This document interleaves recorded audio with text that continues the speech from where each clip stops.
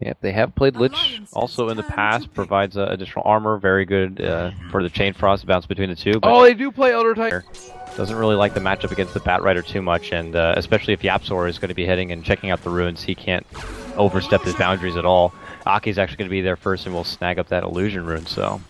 It's a very confident build coming out from EGM. The raindrops, you actually don't usually see that first. You see Frank's, Syndra. Oh man, no, it's Loda who goes down first. He just got shredded right there from the Tidehunter, and when he failed the heal, yeah, and bam, they get the follow-up kill as well. It's a double kill. For Prophet, ultimate in the fight, which is going to be really strong because they don't have burst. If they don't have burst, he's going to get all these spirit siphons off, and they don't have a defensive hero for him because they don't need it. OEGM, bottom lane, we see the last hit, he's going to be going down, Yapzor is going to be able to pick up that one. Hezu has departed from that top lane, is already participating here at the bottom. No Ravage even necessary for that one, but we have a smoke response here from Alliance towards the mid lane as they make their approach for Koikba. They'll lay down the kinetic field. A root is going to be on Akke, so he could be in the traded here. Good grave rotation does come in from Sinner, and Akke should be going down as he gets hit from the final chomp, but S4 is persistent, moves forward. Spirit Siphon will help get the finish. It's a 1-1 apiece. Almost level 6. Syndra also almost level 6. Don't need those tomes. Yeah, that's when you know supports are doing pretty damn well if they really get to level 6 before that 10-minute mark. But here's the pullback for Bulldog. Has to dish out the lasso for Era, but ultimately will be shot down from both supports. It is going to be Era who gets in the last forward, but we have Alliance also coming in from the rear here, Ben. Smoked up. This is going to be an interesting flank. Uh-oh. Very awkward. Akke spots him out, dishes out the Thunder Strike, drops down a nice stack storm, so Hezu can't get off any Ravage. Can they finish off the Tidehunter before the Ravage goes up? Oh, yes, they can. He is not going to be getting it off, and that means Escape are going to be forced to turn and run. Alliance making the move forward. They get the glimpse, pull back on their best target. It's going to be Era, the Terrorblade, now lassoed up Hogtide and taken on down. Beautiful engagement from Alliance. Bulldog looking for a gank. They do have a reserve reward setup. They do scout out Yapzor. He's going to be the... How's it going, Magic Man? Grab him up, pull him back. S4 knows that if they get a kill here, they can use the rest of this exorcism to make the push for the tower.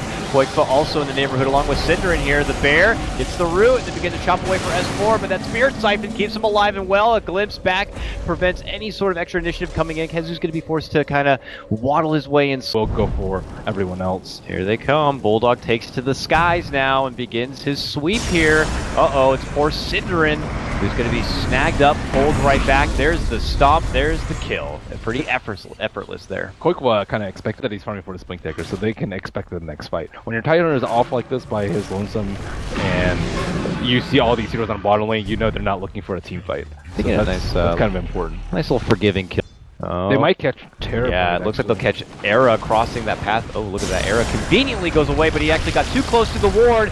They see him, they got him. They pull Era back, and before the chance for any sort of Sunder, there's an Earth Splitter that flies on forward. Gaming were. Yeah, but if you scan, you're scared of where they are, so they can already be scared of this. Akke's gonna die, but not a big deal. Only 75 gold up on them. However, he will give away a glimpse to Rubik that could prove to be a little bit problematic for them. And on to Roche they go. Yep. Elsewhere though, S4 is able to find his rune. Nah, they have Elder Titan. If you have Elder Titan, you can always contest Roche. Oh man, Flame Break here coming out. Bulldog, whoa, skims right past him here. Very awkward position. Gonna get telekinesis up. Now eating a lot of brute force here, but there is gonna be some from EGM, which saves him in the meantime. But they got that glimpse that was stolen. They bring him right back into the open arms and they will take him down. His dead body very awkwardly flies in the skies and dissipates, but Yapzor saved up from the shallow grave as they trek into the Alliance territory here. His Ravage, but now with the buyback, they head up north. S4 makes his move. They're going to go ahead and cancel out the Siphon with the help of the Roar. But there's going to be another potential stomp setup. It will catch Yapzor and the bear. Earth Splitter will fly. Ooh, a good position potentially to catch, but only hits Yapzor. Now they go ahead and get the lasso pullback. There's our Ravage. We've been waiting for it, and now there's going to be the break apart.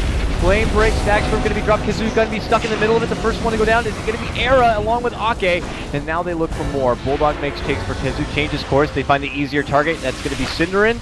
And Escape actually doing a little bit of kite play from both fronts. Will be able to get the finish on EGM and the follow-up kill. Taking down Bulldog. Leaves Loda at his own. Tries to go for Koikba, but he gets saved up from the grave. And now it's Loda who's all alone. Escape Gaming will be able to get a 5-man wipe. And then be able to go back for what they... Firstly, that glimpse onto the Bat Rider, which Rubik had stolen. That was a +1 that they got because they killed the Disruptor earlier. And then, what else had happened? They tried to go for the glimpse, like Death Flying up and over here to hope to get a telekinesis pick here for S4, who's just casually farming the lane, doesn't see the approach at all, and he just quickly gets picked apart. Is able to get off Yules, but yeah, he's good as dead. Fortunately, just kind of in the dark on that one. Very deep wards here from TerrorBlade. Already going to get this tier 3 to about half of its life, and no response yet here from Alliance, but they're waiting. They have the Infest Bat ready to go. EGM in position. Static Storm ready. But also we have backliners here for escape, like Kazoo waiting for the Ravage. There's a setup by Bulldog, but he's not going to be able to get the lasso catch. Stomp is there. Flame break back. S4 goes to the Spirit Siphon. Will be able to catch the bear, but there's that new Blade Mail. And quick Savage roll will help them step back. Escape will pull out and be walking away with a nice takedown of the melee racks plus tier 3. And Bulldog, who made a commitment in, almost going to be caught in trouble there. Stack Storm will help kind of create a bit of a space as Loda looks to square up against the bear, but the bear gets saved with a shallow grave. Now the Ravage is going to be dodged by S4 with the Yules as the Exorcism will begin to fly out. Era looks to isolate Akke, but Era's going to be all alone. Gets the Sunder off for Loda, but they quickly take him down and right-click him apart, and that means Escape are going to have to hightail it. Catch out EGM from behind. EGM actually will head on to them, unless it's 2 ships in the night. Oh, bit awkward. Almost got the stomp off, but they will spot him out, get the telekinesis, and be able to get the swift takedown here. Escape will turn down and Escape smell blood. Here comes Bulldog. Yeah, they've smoked up, and for a wraparound play, there's a quick buyback. Oh, Bulldog can't get in for the lasso, gets telekinesis up, and now he looks to rig a retreat down south. Stackstorm is going to be committed as Era looks to make his move from S4. There's going to be the Ravage play. EGM, who just bought back quickly, going to be bursted potentially down. Still lives. Loda goes down first. And this is going to be all Escape, it looks like here. Double kill for Koipa as they quickly drop 3. They only lose their tide, but he was able to get the Ravage off. And, well, the gem will pass hands only on the same side of Escape. And S4 also. Telekinesis, pull back. He's also taken down. That's going to be 4. Escape now can easily make their ascension into the high ground and go for their next tier 3. Oh, that was such a poor initiation by Bulldog yet again. That's the second time that that's happened. He's tried to blink in and then he's gotten lifted up by Rubik. It happened on a T3 on bottom. Now it's happened on the T2 on top. And he has a Shadow Blade on top of that. Like, he could have built a BKB and almost had a guaranteed initiation because he also had to deal with a Savage Roar, but with the Shadow Blade pickup and not being able to get a jump like that, that will be game over. Yep.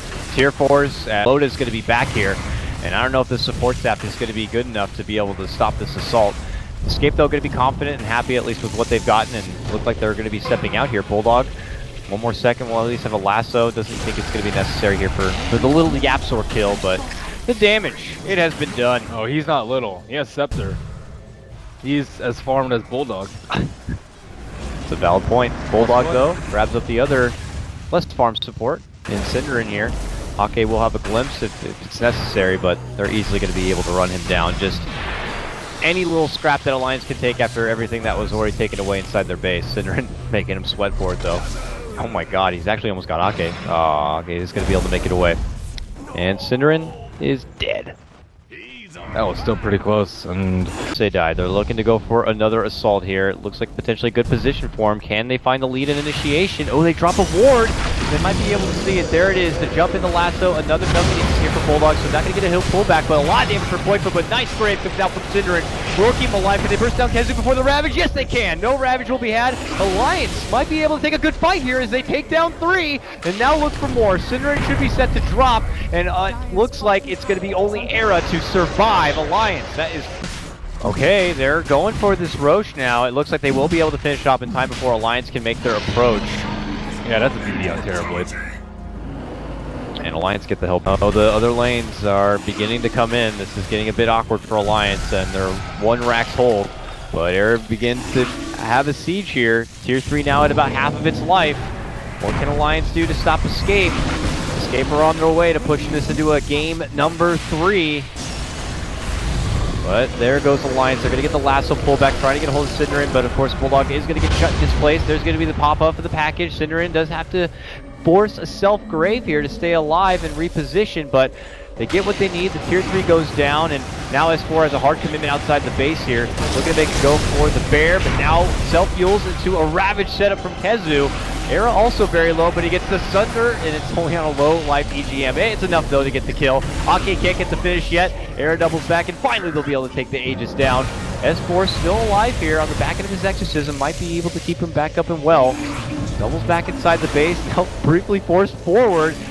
Tries to hustle back, but looks like they are slowly running down on resources here and being able to hold off the mighty Escape Gaming here in game number 2. Bulldog Shadowblade makes his way back towards the base, but finally they get a hold of S4 and he still is able to get the Yules off. Loda makes his move in, trying to truck down Era here, but he's quickly swarmed up by Bear and all these illusions. He can't really find his way towards the meat and bones of this fight, and eventually will get muscled apart. A buyback is going to be forced out. Escape decide to change course, go for the objectives now. These racks are falling, the Megas are out, and the game has been called. We're going to a game number 3.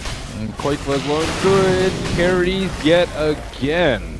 He was really strong in this game in terms of keeping up his net worth and farm and being able to end the game early, because like Allies were still able to put up a pretty good fight despite being 20,000 gold lead behind, and gives you a little bit underwhelming on that Tidehunter until that one Roche fight, which really decided the game.